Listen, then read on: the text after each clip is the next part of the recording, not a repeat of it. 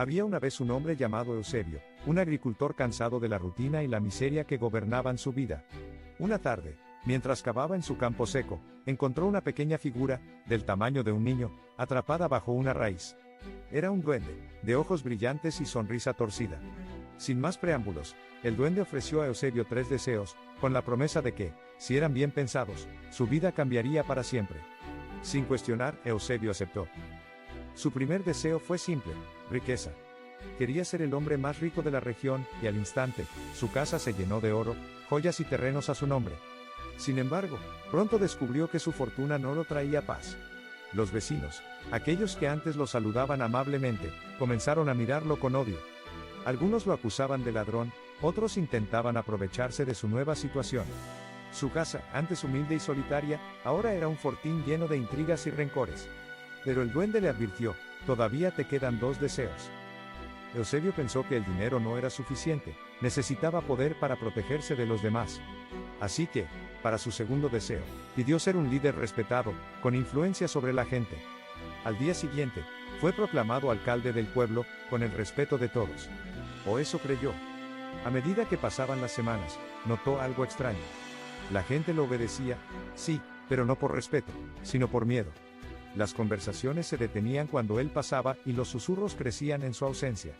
Nadie lo amaba, nadie confiaba en él. Y de nuevo, el duende, con su mirada burlona, le recordó: aún te queda un deseo. Desesperado, Eusebio quiso arreglar lo que quedaba de su vida. Pensó en volver a ser amado, en deshacer todo lo que había pedido, pero el peso de sus errores lo consumía. Finalmente, con el miedo apretando su corazón, hizo su último deseo: quiero ser feliz, no importa el costo.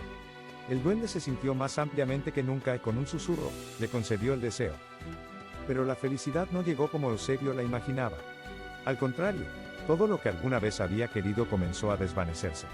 El oro, el poder, la gente a su alrededor. Quedó solo, completamente solo, pero con una sonrisa inmóvil en su rostro. No podía llorar ni sentir miedo, ni siquiera desesperación. El duende lo había encerrado en una felicidad absoluta, una prisión mental donde nada más importaba. Así pasó el resto de sus días, pagando por su ahora casa vacía, con una sonrisa vacía y los ojos perdidos, mientras el duende, satisfecho con su obra, se desvanecía en el aire. Con el paso de los años, Eusebio se convirtió en una leyenda en el pueblo. Algunos decían que había muerto de manera misteriosa, otros que había enloquecido por su codicia. Sin embargo, nadie se atrevía a acercarse a su antigua casa, que ahora estaba en ruinas, cubierta de maleza y sombras. Los pocos que se aventuraban por curiosidad volvían con la misma historia, una sensación de bienestar tan extrema que les hacía querer quedarse, una calma tan profunda que era asfixiante. Pero al salir, todos ellos recordaban la misma imagen: Eusebio, sentado en su destartalado sillón, sonriendo, siempre sonriendo, con los ojos vacíos de vida. El duende, entretanto, seguía rondando. Había cumplido su promesa, 3 deseos concedidos, pero el costo siempre era más alto de lo que cualquiera podía prever. De vez en cuando aparecía en otros lugares, ofreciendo lo mismo a quienes, como Eusebio, deseaban más de lo que tenían. Su risa resonaba en los vientos, un sonido que parecía dulce al principio, pero siempre terminaba con un eco inquietante. Nunca pedía nada a cambio, su satisfacción venía de observar cómo sus amos terminaban siendo esclavos de sus propios deseos. Con el tiempo, la maldición de Eusebio trascendió su propia existencia.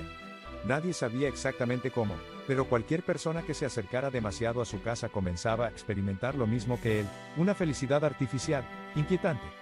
La gente del pueblo dejó de pasar por el camino que llevaba a su propiedad, temerosa de quedar atrapada en esa trampa mental. Incluso los animales evitaban el lugar, como si sintieran que había algo profundamente roto en la atmósfera.